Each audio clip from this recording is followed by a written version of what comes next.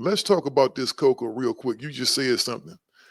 You guys have an immense history, man, like a strong legacy, man. Shout out to the homie Hutch, man, you know, from above the law, the originator of Yes. the G-Funk sound. You know, I know y'all originated G-Funk.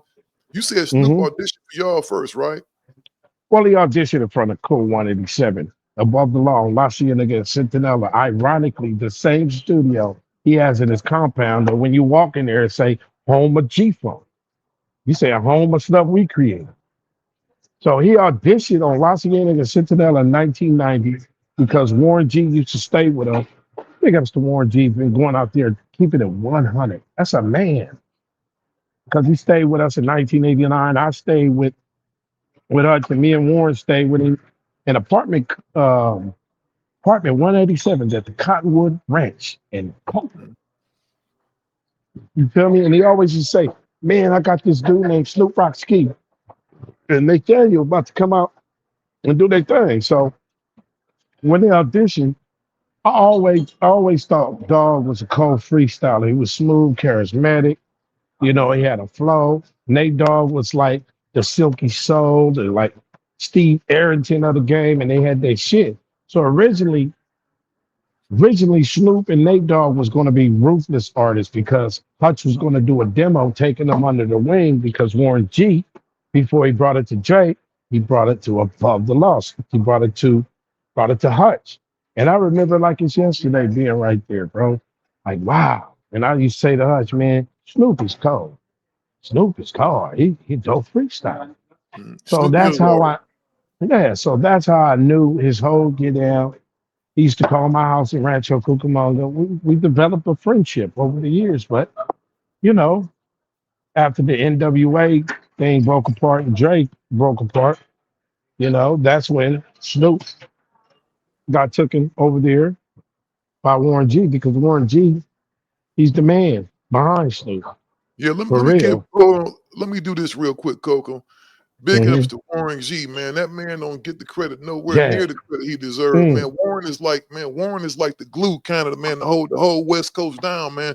Warren is a good Yeah. cat, man. Warren is Uh, an excellent dude, man. People need to give him his props. they don't get the shine, but see, he's so cool. You know, I learned from Warren G how to just keep it cool. But then it comes to the point to where you have to defend your honor, your family honor. And there's things that are not cool.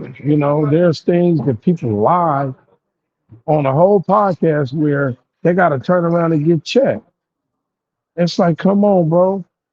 But to be able to see Warren G, not to go off here and there and do his thing and buy teams and different other things.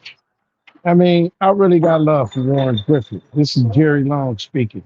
I've known him since '89.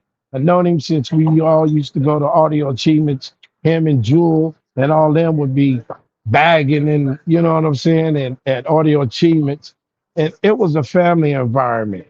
And going back to the breakup of NWA and all that stuff, of course, we rekindled our business relationship with Easy E because he was going to leave with Suge because the paperwork is correct. But we were so dedicated to Easy. And then at the same time, Dr. Dre actually knew Hutch was working with a Snoop Dogg, and those two were conversing, and Dr. Dre was on the phone with Cole One and saying, Man, I know you got that kid over here, but I heard some stuff. I'm going to put something on it. So as far as a puzzle piece is concerned, Code 187 vouched for Snoop Rockski, aka Snoop Dogg, as well as Warren G coming in there and doing his thing. You know what I mean? But Hutch really vouched, and the whole crew did. Big And up to then Hutch, man. Go yeah, one big up big to up to Hutch. Hutch. So in terms of years later, I was able to link back in with Dog in 1999, link back in with Dr. Dre and get on Chronic 2001. And I didn't think Snoop was going to use me on so many songs because his sound was altered coming from No Limit. Yeah, I like those records over there. It was a good South record. You know what I mean?